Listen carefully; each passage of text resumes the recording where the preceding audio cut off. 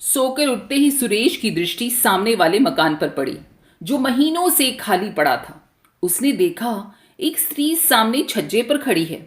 सिर के बाल छल्ले छल्ले बनकर माथे पर बिखरे हुए थे। रंग बहुत गोरा न होकर भी सांवला न था। चेहरा बहुत ही आकर्षक था। स्त्री के चेहरे पर विषाद की एक गहरी छाप स्पष्ट दिखाई दे रही थी। उम्र कुछ अधिक थी, पर सौंदर्य में किसी प्रकार की कमी ना आ पाई थी। सुरेश मंत्रमुग्ध की तरह बहुत देर तक उसकी ओर देखता रहा। स्त्री नीचे सड़क की ओर देख रही थी। आंख ऊपर करते ही उसने सुरेश को देखा। दोनों की आंखें मिली। सुरेश की आंखों में प्रश्न था और रमणी की आंखों में याचना। तुरंत ही किसी प्रकार की आवाज सुनकर रमणी भीतर चली गई। फिर छज्जे के दरवाजे दिन भर बंद रहे। उसके नए पड़ोसी कौन हैं, ये सुरेश बिल्कुल ना जान सका। शाम को सुरेश घूमने चला गया। घर लौटा तो 11:30 बज रहे थे। सामने वाले मकान में अब भी प्रकाश था। सुरेश एक आराम कुर्सी पर लेट सा गया। एकाएक एक बड़े ही मधुर संगीत की लहर ने आकर उसकी सारी शिथिलता को दूर कर दिया। वो उठकर बाहर आया। छज्जे पर सामने वाले मकान में कोई गा रहा था। सांवरिया सी लागी रहे दो नैन, सांवरिया से लागे रहे दो नैन। गायिका संगीत कला की विशारदा जान पड़ती थी। सुरेश भी तो संगीत प्रेमी था, और केवल संगीत प्रेमी ही नहीं, संगीत के विषय में उसे ज्ञान भी काफी अच्छा था। सुरेश सोचने लगा, हो न हो ये वही स्त्री है। पुरुष के गले में इतनी मिठास आएगी कहां से। तब वो बहुत देर तक खड़ा रहा और कुछ देर टहलता रहा, और थोड़ी देर में उसे एक हल्की सी चीख सुनाई पड़ी। फिर सब कुछ बंद। सुरेश कुछ न समझ सका कि मामला क्या है। वो जाकर सोया रहा। दूसरे दिन सवेरे सुरेश देर तक सोता रहा। जब वो सोकर उठा तब तक छज्जे के सब दरवाजे बंद हो चुके थे। दोपहर को सुरेश अपने कमरे में खड़ा था। एकाएक सामने वाले मकान की एक खिड़की का एक कांच निकल गया। सुरेश ने फिर उसी रमणी का मुंह देखा। उन दोनों के बीच काफी अंतर था। चेहरा भी बहुत साफ न दिखाई पड़ता था। रमणी बहुत देर तक सुरेश की ओर देखती रही। आंखों में याचना थी, चेहरे पर करुणा। सुरेश कुछ समझ नहीं सका कि मामला क्या है। वो बैठ गया। बैठ जाने पर वो स्त्री दिखाई नहीं पड़ती थी। कुछ देर बाद सुरेश ने देखा, कांच फिर उसी तरह जहां का तहां लगा दिया गया। सुरेश के सामने ये स्त्री एक समस्या बनकर प्रकट हो गई। वो कुछ समझ ही नहीं पा रहा था कि मामला है क्या। रमणी ना तो कुलवधू सी जान पड़ती थी, ना निर्लज वेश्या ही। वो सुरेश की ओर देखती थी जरूर, पर वासना की लपट उन आंखों में नहीं थी। उन आंखों में विषाद के साथ याचना जरूर साफ साफ दिखाई पड़ती थी। यह भी साफ साफ जान पड़ता था कि जैसे वो सुरेश से कुछ कहना चाहती हो, पर अवसर न मिलने के कारण वो कह नहीं पाती। सारे दिन सुरेश इन्हीं गुत्थियों में उलझा रहा और शाम होते ही घूमने चला गया। सुरेश ने सोचा, दूसरों की चिंता में क्यों वो अपना समय खराब करे। उसने अपने जी को बहुत समझाना चाहा, किंतु पहेली के रूप में वो स्त्री बार बार उसके नेत्रों के सामने आ जाती थी। सुरेश बहुत रात गए घर लौटा। सोने की तैयारी कर रहा था कि सामने वाले छत पर उसे कुछ बातचीत के स्वर सुनाई पड़े। रात की नीरवता में सुरेश ने साफ साफ सुना, कोई कह रहा था, तो तुम सीता सती हो, बस यहीं या उस मंदिर में भी जहां हजारों को रिझाने के लिए तुम्हें नाचना और गाना पड़ता था। सीता सती ना होकर भी मैं दुराचरणी तो नहीं हूं, सुरेश ने सुना। स्वर रमणी का था। और आपकी बात मुझे किसी तरह भी मंजूर नहीं। यदि आपने मेरे ऊपर अपनी ताकत आजमाई तो मैं चिल्लाऊंगी। रमणी तेजी के साथ बाहर छज्जे पर निकल आई। अपनी छत पर खड़ा हुआ सुरेश बैठ गया। रमणी के साथ साथ उससे बातचीत करने वाला युवक भी बाहर आ गया, लेकिन उसका स्वर कुछ धीमा हुआ और वो बोला, प्रतिमा, तुम्हें हम समझाते आ रहे हैं, तुम्हारे साथ किसी प्रकार का कोई जुल्म नहीं करते। हम जानते हैं तुम कुलवधू नहीं हो। नाचने गाने का तुम्हारा पेशा है। एक नहीं, अनेक पुरुषों से तुम्हारा संसर्ग रह चुका है। फिर हमारे साथ, जिसे तुमने अपने मीठे और मधुर व्यवहारों से उन्मुक्त बना लिया है, तुम्हारा व्यवहार ऐसा क्यों है। प्रतिमा बोली, मीठे और मधुर व्यवहार का ये अर्थ कदापि नहीं होता नरेंद्र बाबू कि हम आपको अपना शरीर अर्पण कर दें। फिर मेरा शरीर तो देवता को अर्पित हो चुका है। मैं देवदासी हूं, मुझसे ये बात ना होगी।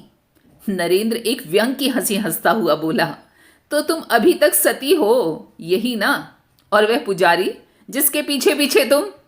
प्रतिमा बात काटते हुए बोली, बस बस रहने दीजिए, आप पुजारी जी का नाम न लीजिए।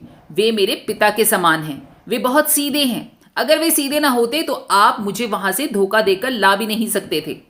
नरेंद्र का नशा इस समय जोर पर था। वो क्रोध से बोला, मैंने उन्हें धोखा दिया है या तुमने मुझे उल्लू बनाना चाहा? साफ साफ कहो। क्या तुम्हारी खुद की इच्छा ना थी मेरे साथ घूमने चलने की? प्रतिमा, घूमने जाना दूसरी बात है और घूमने के बहाने भाग जाना दूसरी बात है। आपने पुजारी जी से नहीं कहा था कि शाम होने से पहले लौट आएंगे? नरेंद्र, ओहो, इतनी भोली तो ना बनो। तुम नहीं जानती थी क्या हम लोगों ने घूमने की बात क्यों की है? तुम बड़ी नीच हो। सब कुछ तुम्हारे ही कारण हुआ है और अब तुम मुझे ही बेवकूफ बनाना चाहती हो। प्रतिमा, यदि मुझे मालूम होता कि घूमने के बहाने आप मुझे भगा ले जाएंगे तो मैं आप लोगों के साथ कभी भी ना आती। झूठ बोलते हुए तुम्हें लज्जा नहीं आती? किसी दूसरे से आंख लड़ गई, यह क्यों नहीं कहती? बेहया कहीं की। कहकर नरेंद्र गुस्से से छत पर टहलने लगा। प्रतिमा ने कहा, आपका व्यवहार मेरे साथ बहुत ही उद्दंड होता जा रहा है। मैं इसकी आदी नहीं हूं। उद्दंड व्यवहार इसको कहते हैं। कहते हुए नरेंद्र ने कसकर एक तमाचा प्रतिमा को लगा दिया। प्रतिमा चीख पड़ी। कमरे से नरेंद्र के साथ ही अन्य युवक बाहर आ गए। उनमें से एक बोला, या नरेंद्र छोड़ो भी, तुम क्यों इसके पीछे पड़े हो? नरेंद्र बोला, पीछे पड़ने की बात नहीं है। तुम जानते ही हो हम लोग 1 महीने से इसके पीछे रुपया पैसा और समय बर्बाद कर रहे हैं। कुछ मेरा अकेला अनुमान भी नहीं, तुम्हारा सभी मित्रों का अनुमान था कि हम लोगों के साथ भाग जाना चाहती है। तभी तो हम लोगों ने इसे वहां से निकाला। नहीं तो औरतों को भगाना कोई हमारा पेशा थोड़े ही है। अनुमान गलत भी हो सकता है, एक तीसरे ने कहा, जिसे अनायास ही प्रतिमा से कुछ सहानुभूति हो गई थी। तुम लोग बेवकूफ बन सकते हो, मैं नहीं बनूंगा। मैं अभी इसे सीधी किए देता हूं। ऐसा कहते हुए नरेंद्र ने प्रतिमा के पास आकर कहा, ये रोना किसे सुना रही हो? अब कोई तुम्हारे नखरों को देखकर धोखा नहीं खा सकता। बहुत भोली बनती हो। तुम्हारी जात ही ऐसी होती है, उल्लू बनाना। फांस कर रखने में तुम लोग अपनी विजय समझते हो, पर हम वो उल्लू नहीं हैं जो फंस जाएं। पहले तुम्हें फंसा लेंगे, बाद में हम फंसेंगे। तब प्रतिमा ने कहा, ठीक है, आपकी कैद में हूं, जो आप चाहें कर सकते हैं। पर मैंने आप लोगों को पढ़ा लिखा और सभ्य पुरुष समझा था। मैं क्या जानती थी कि पुरुष के रूप में आप राक्षस हो? हम राक्षस हैं? नरेंद्र ने दूसरा तमाचा प्रतिमा को चढ़ दिया। और तुम देवी हो, बज्जात कहीं की। मंदिर का राई रत्ती हाल जिसे न मालूम हो उसके सामने अपने सतीत्व का ढोंग रचना। यहां पहले ही सब कुछ जान लिया था, तब पैर आगे बढ़ाया था। हमने कोई कच्ची गोलियां नहीं खेली हैं। अब सुरेश से न रहा गया। वो उठकर खड़ा हो गया। टॉर्च फेंकते हुए उसने कहा, आप लोगों की बात करीब आधे घंटे से सुन रहा हूं। इतनी बातें सुनने के बाद इसी परिणाम पर पहुंचा हूं कि आप लोगों ने इसको कैद करके रखा है। ये आपकी कोई नहीं है, इसे आप भगा कर लाए हैं। नरेंद्र ने उसी क्रोध के स्वर में कहा, हमारे आपस के झगड़े में पड़ने वाले तुम कौन होते हो? सुरेश बोला, मैं एक मनुष्य हूं जो मनुष्यता का बर्ताव करना चाहता है। यदि आप लोगों ने मेरे साथ दूसरी तरह का बर्ताव किया तो फिर मुझे पुलिस का आश्रय लेना पड़ेगा। मामला पुलिस तक गया। वे चारों व्यक्ति जमानत पर छोड़े गए। प्रतिमा को उसकी इच्छा अनुसार सुरेश के साथ छोड़ दिया गया। सुरेश उसे उसके मंदिर के पास पहुंचा देना चाहता था, परंतु प्रतिमा उसी रात में बीमार हो गई और लगातार 1 महीने तक बीमार रही। उसकी तबीयत बहुत खराब हुई, लेकिन बीमारी से अच्छे होने के बाद अस्पताल से लौटकर प्रतिमा सुरेश की अतिथि बन गई। एक दिन सुरेश बोला, अब आपको मंदिर पहुंचाना पड़ेगा, किंतु आपने अब तक ये नहीं बताया कि आप इन लोगों के चुंगल में कैसे फंस गई। प्रतिमा बोली, गुजरात के देहाती इलाके में दुर्गा देवी का एक बहुत बड़ा और प्राचीन मंदिर है। मंदिर से लगी हुई बहुत सी जायदाद है, जिसकी सालाना आमदनी 30,000 के करीब होती है। उसी मंदिर की मैं देवदासी हूं। माता पिता ने मन्नत मांगी थी कि यदि संतान होगी तो कन्या संतान देवता की भेंट चढ़ा देंगे। मैं उनकी दूसरी संतान हूं। 5 वर्ष की आयु में वे मुझे मंदिर छोड़ गए। मंदिर के बहुत से ट्रस्टी हैं और एक हैं प्रधान पुजारी जी, और भी कई पुजारी हैं। प्रधान पुजारी पढ़े लिखे, विद्वान और बहुत ही नेक और भले इंसान हैं। मंदिर की आमदनी से बहुत से छात्रों को छात्रवृत्ति मिलती है। बहुत से अनाथ और विधवाओं का पालन पोषण होता है। प्रधान पुजारी के कारण मंदिर में किसी प्रकार का अनाचार भी नहीं हो पाता। मेरे अतिरिक्त वहां पर और भी देवदासियां हैं। मंदिर के ट्रस्टी और अन्य लोग देवदासियों के साथ अनाचार करना चाहते हैं, पर प्रधान पुजारी जी के कारण ये संभव नहीं हो पाता। इसलिए ट्रस्टीगण पुजारी जी से असंतुष्ट हैं। मुझे पुजारी जी ने छुटपन से ही हिंदी और संस्कृत की शिक्षा दी है। मैं मंदिर में नाचने गाने के बाद उनका पढ़ने लिखने का बहुत सा काम कर देती थी। वे बहुत बूढ़े हो चुके हैं। नरेंद्र वगैरह 6 आदमी एक दिन हमारे मंदिर में पहुंचे। ये लोग पढ़े लिखे और सभ्य कहलाते हैं। पुजारी जी ने इनके आदर सत्कार किया और उसका भार मुझे सौंप दिया। इसके बाद इन्होंने मंदिर में कुछ दिन ठहरना चाहा। आने जाने वालों के लिए ठहरने का प्रबंधक वहां पर मेरा ही काम है और काफी अच्छा है। उसके बाद ये लोग धोखा देकर मुझे यहाँ ले आए। कई जगह लेकर गए, कई दिन कहीं एक दिन ठहरे, कहीं 2 दिन ठहरे। हर जगह मुझसे यही कहते रहे कि पुजारी जी से पूछ लिया है, पर मुझे इन पर संदेह हो गया। यहाँ तब जब कई दिन तक ठहरे हुए थे, जो कांड हुआ वो आप जानते ही हैं। सुरेश बोला, पहले पत्र लिखकर पुजारी जी से मंदिर का हालचाल तो पूछ लूं, फिर तुम्हें ले चलूंगा। प्रतिमा की भी यही राय थी। सुरेश ने पत्र लिखा और कई दिन बाद उत्तर मिला। मंदिर की एक प्रधान देवदासी के अचानक गायब हो जाने से मंदिर में बहुत गड़बड़ी मच गई है। ट्रस्टी लोगों ने प्रधान पुजारी को अलग कर दिया।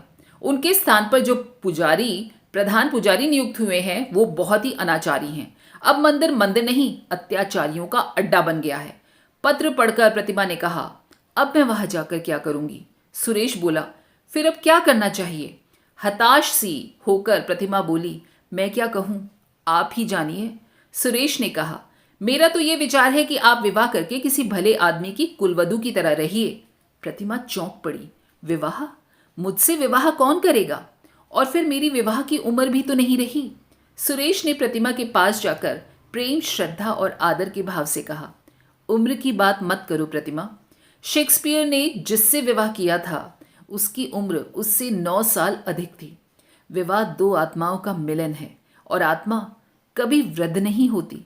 मैं तुमसे विवाह कर सकता हूं। प्रतिमा का चेहरा लज्जा से लाल हो रहा था। उसका मस्तक झुकते झुकते सुरेश के चरणों पर आ गिरा। दोस्तों, ये थी कहानी देवदासी। कैसी लगी आपको कमेंट करके बताइएगा, और अगर पसंद आई हो तो लाइक, शेयर और कमेंट करना कतई न भूलिएगा। फिर मिलेंगे अगली बार एक ऐसी ही कहानी के साथ। तब तक अपना और अपने परिवार का खूब सारा ख्याल रखिए। नमस्कार और धन्यवाद। स्वस्थ रहिए, मस्त रहिए।